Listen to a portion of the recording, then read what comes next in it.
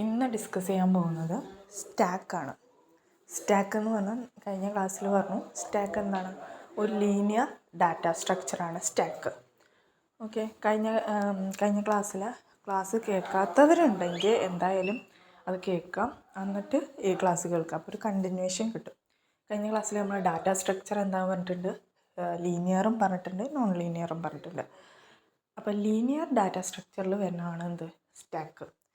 Stack എന്ന് പറഞ്ഞു കഴിഞ്ഞാൽ ഒരു ലീനിയർ ഡാറ്റ സ്ട്രക്ചറാണ്. അപ്പോൾ സീക്വൻഷ്യലി ആണ് ഡാറ്റ അറേഞ്ച് ചെയ്തിട്ടുണ്ടാവുക. ഓക്കെ, ഇത് നമ്മൾ കഴിഞ്ഞ ക്ലാസ്സിൽ പറഞ്ഞിട്ടുള്ള കാര്യങ്ങളാണ് കേട്ടോ. അപ്പോൾ അത് കേൾക്കാം. അതിലെ ഓരോ ലീനിയർ ഡാറ്റ സ്ട്രക്ചറിൽ വരുന്ന ഓരോന്നും നമ്മൾ ഡിസ്കസ് ചെയ്യുന്നതായിരിക്കും. അതിൽ നമ്മൾ ഫസ്റ്റ് ഡിസ്കസ് ചെയ്യുന്നതാണ് സ്റ്റാക്ക്. അപ്പം നമ്മൾ കഴിഞ്ഞ വീഡിയോയിൽ തന്നെ പറഞ്ഞു, സ്റ്റാക്ക് എന്ന് പറയുന്നത് ഒരു ലിഫോ പ്രിൻസിപ്പിൾ യൂസ് ചെയ്തിട്ട് വർക്ക് ചെയ്യുന്നതാണ്. ലിഫോ എന്ന് പറഞ്ഞു കഴിഞ്ഞാൽ ലാസ്റ്റ് ഇൻ ഫസ്റ്റ് ഔട്ട്.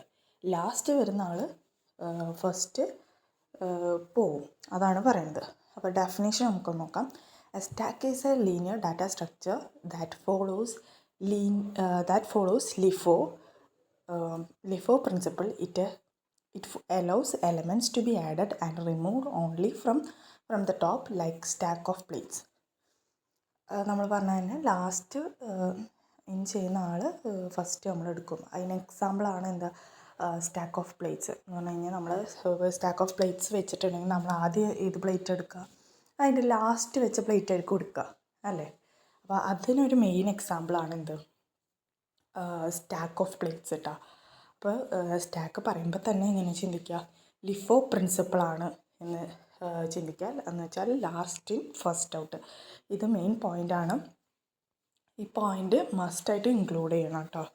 പിന്നെ പറഞ്ഞു, it allows elements to be added and removed only from the top. Elements add ചെയ്യണതും റിമൂവ് ചെയ്യണതും ഒരൊറ്റ എൻഡിലൂടെയാണ്. അതിന് പറയുന്ന പേരാണ് ടോപ്പ് എന്ന് പറയുന്നത്. ഓക്കെ, ഇതിൻ്റെ പിക്ചർ റെപ്രസെൻറ്റേഷൻ ഞാൻ കാണിക്കും, നെക്സ്റ്റ് സ്ലൈഡിലായിട്ട് അത് വരുന്നുണ്ട് കേട്ടോ. അപ്പോൾ എലമെൻറ്റ്സ് ആഡ് ചെയ്യണതും റിമൂവ് ചെയ്യണതും ഒരൊറ്റ എൻഡിലൂടെ. ഇനി പറയുന്നതാണ് operations, stack operations.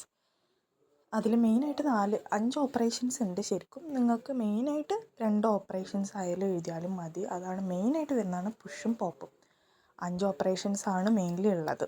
Okay, push എന്ന് പറഞ്ഞു കഴിഞ്ഞാൽ add an element to the top of the stack. Add ചെയ്യാൻ വേണ്ടിയിട്ട് സ്റ്റാക്കിലേക്ക് എലമെൻറ്റ്സ് ആഡ് ചെയ്യാൻ വേണ്ടിയിട്ടാണ് പുഷ് എന്ന് പറഞ്ഞ ഓപ്പറേഷൻ. അടുത്താണ് പോപ്പ്. പോപ്പ് എന്ന് പറഞ്ഞു കഴിഞ്ഞാൽ എന്താണ്, റിമൂവ് ചെയ്യാൻ, എലമെൻറ്റിനെ റിമൂവ് ചെയ്യാൻ, ടോപ്പിൽ നിന്ന് എലമെൻറ്റിനെ റിമൂവ് ചെയ്യാൻ വേണ്ടിയിട്ടാണ് പോപ്പ്. പീക്ക് എന്ന് പറഞ്ഞു കഴിഞ്ഞാൽ ഏറ്റവും ടോപ്പിലിരിക്കണ എലമെൻറ്റ് ഏതാണോ അത് റിട്ടേൺ ചെയ്യാനാണ് എന്ത്, പീക്ക് എന്ന് പറയുന്നത്. പിന്നെ ഈസ് എം ടി എന്ന് പറഞ്ഞു കഴിഞ്ഞാൽ എന്താണ്, നമ്മുടെ സ്റ്റാക്ക് എം ടി ആണോ എന്ന് ചെക്ക് ചെയ്യാൻ വേണ്ടിയിട്ടാണ് ഈസ് എം ടി എന്ന് പറഞ്ഞത് ഉള്ളത്.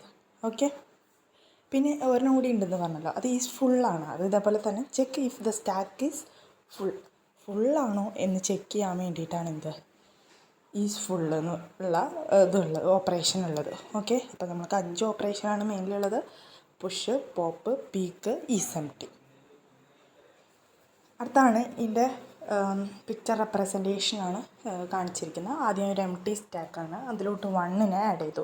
1നെ ആഡ് ചെയ്യാന്ന് വെച്ചാൽ 1നെ പുഷ് ചെയ്തു, 2നെ പുഷ് ചെയ്തു, 3നെ പുഷ് ചെയ്തു, പിന്നെ 3നെ എന്ത് ചെയ്യണം, പോപ്പ് ചെയ്യാണ് ചെയ്യണത്. അതാണ് ഈ പിക്ചറിൽ കാണിച്ചിരിക്കുന്നത്. 3നെ പോപ്പ് ചെയ്യാണ് ചെയ്യണത്. ഓക്കെ, അതാണ് പുറത്തേക്ക് ഏറോ മാർക്ക് കൊടുത്തേക്കുന്നത്. പോപ്പ് ചെയ്യണതിനെ കാണിക്കണമെന്ന് അടിയിൽ എഴുതി വെച്ചിട്ടുണ്ട്. ഫസ്റ്റത്തെ സ്റ്റാക്ക് എം ടി, പിന്നെ പുഷ് ചെയ്തു, പിന്നെ 2 പുഷ് ചെയ്തു, പിന്നെ 3 പുഷ് ചെയ്തു, പിന്നെ 3നെ പോപ്പ് ചെയ്ത് മാറ്റുകയാണ് ചെയ്യണം. അപ്പോൾ 2 പുഷും പോപ്പും എന്ന് പറഞ്ഞ ഓപ്പറേഷൻ രണ്ടും നടക്കുന്നത് ഒരൊറ്റ എൻഡിലൂടെയാണ്. ആ എൻഡിനെ പറയുന്നതാണ് ടോപ്പ്.